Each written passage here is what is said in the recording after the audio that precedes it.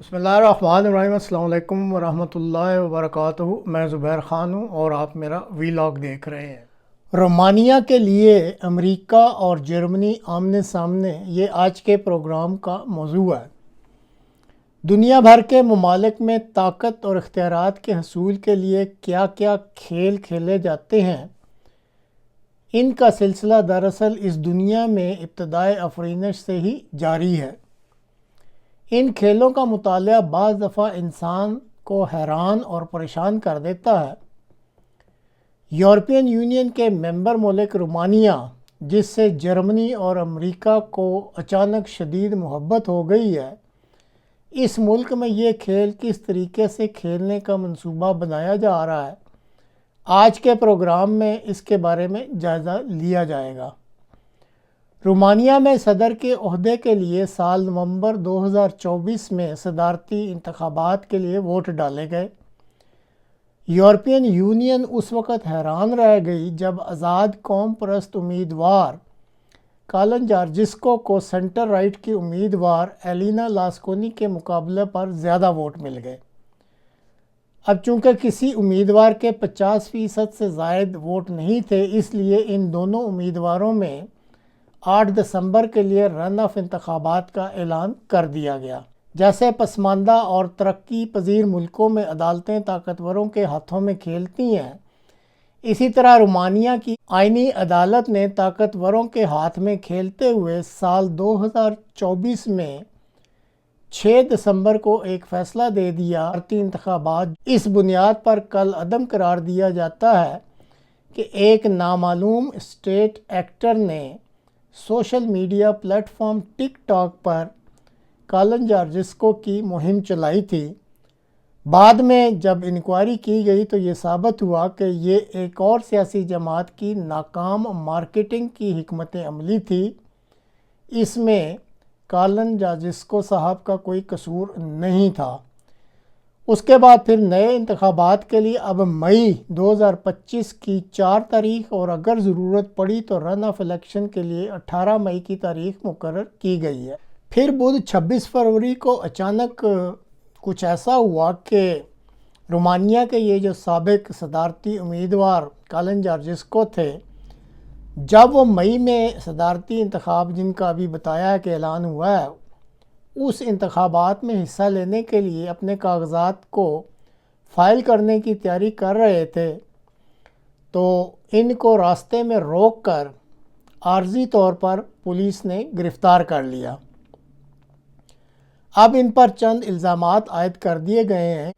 ان الزامات میں کچھ اس طرح کے نکات شامل ہیں کہ ان صاحب نے گزشتہ انتخابات میں غلط معلومات دی تھیں، رقوم کا غلط استعمال کیا تھا، غیر آئینی اقدامات کیے تھے۔ اسی طرح دوسری جنگ عظیم سے قبل ایک فاشسٹ تنظیم آئرن گارڈ کی طرفداری وغیرہ میں یہ شامل رہے ہیں۔ اب ان پر ملک چھوڑ کر جانے کی پابندی بھی لگا دی گئی ہے اور ان کو کہا گیا ہے کہ وہ سوشل میڈیا کا کوئی نیا پلیٹ فارم استعمال بھی نہیں کر سکتے۔ واضح رہے کہ اس وقت کالن جارجسکو رومانیہ میں ٹک ٹاک کا مسیحا ان کو کہا جاتا ہے، یعنی یہ اتنے پاپولر ہیں اور اس مؤثر طریق سے اس ٹک ٹاک کو استعمال کرتے ہیں کہ رومانیہ کے عوام ان کو ٹک ٹاک کا مسیحا کہتے ہیں۔ اب بین الاقوامی امور کے ماہرین کے مطابق رومانیہ میں جارجسکو کا صدر بننا دراصل امریکہ میں یہ جو ڈیپ سٹیٹ موجود ہے،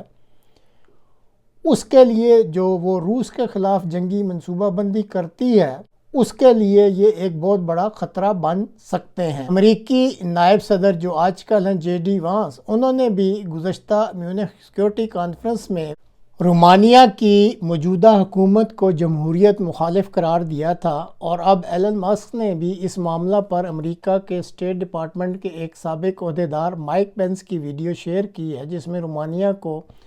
ایک اہم ملک قرار دیا گیا ہے۔ واضح رہے کہ اس وقت ناٹو کا سب سے بڑا ملٹری بیس رومانیہ بلیک سی کے کانسٹینٹا کے علاقے میہیل کے نام سے رومانیہ میں ہے، جو امریکہ اور یورپی اتحادیوں کے لیے ایک اہم عسکری مرکز ہے، اور اس کے پوری طرح فنکشنل ہو جانے کے بعد یہ جرمنی میں موجود رامسٹائن ناٹو بیس جو ہے اس سے بھی بڑا ملٹری بیس بن جائے گا۔ یہاں یہ بھی بتانا ضروری ہے کہ یہ روس اور یوکرین کے درمیان جو جنگ جاری ہے اس میں یہ ملک رومانیہ ہی تھا، اور یہی وہ بیس تھا جس کے ذریعے سے امریکی احکامات پر پاکستانی فوجی سازوسامان خفیہ طور پر یوکرین کو پہنچاتے رہے۔ رومانیہ میں یہ جو زیر تعمیر مالدووا ہائی وے ہے جس کی آپ تصویر دیکھ رہے ہیں، جب یہ مکمل ہو جاتی ہے تو پھر رومانیہ کو یونان اور مغربی یوکرین سے جوڑ دے گی، اور یہ پھر راہداری یا یہ جو سڑک ہے یورپ کے لیے ایک بہت ہی اسٹریٹجک اہمیت کی سڑک بن جائے گی۔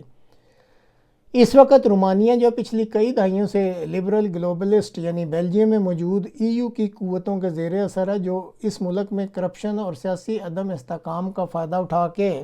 خود بھی فائدے اٹھا رہے ہیں۔ کالن جارجسکو اس کی مقبولیت کی وجہ وہ ملک کی تاریخ بتاتا ہے، مذہبی حوالے دیتا ہے، اور اسی طرح جو قومی مفادات ہے ان کو سامنے رکھ کر اس نے اپنی سیاست شروع کی ہے، اس لیے وہ پاپولر ہے۔ جو رومانیہ کے لوگ ہیں اس وقت وہ کالن جارجسکو کو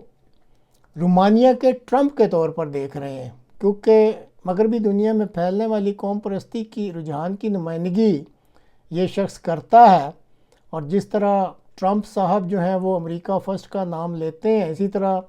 یہ صاحب بھی رومانیہ فرسٹ کا نام لے کر اسی رجحان کی نمائندگی کر رہے ہیں، اس لیے یہ اپنے رومانیہ کے ٹرمپ کے طور پر دیکھے جا رہے ہیں۔ اس وقت سب کو علم ہے کہ امریکہ کی جو نئی حکومت ٹرمپ انتظامیہ ہے وہ یورپ بھر میں جو بھی قوم پرست تحریک ہے اس کی حمایت کر رہی ہے۔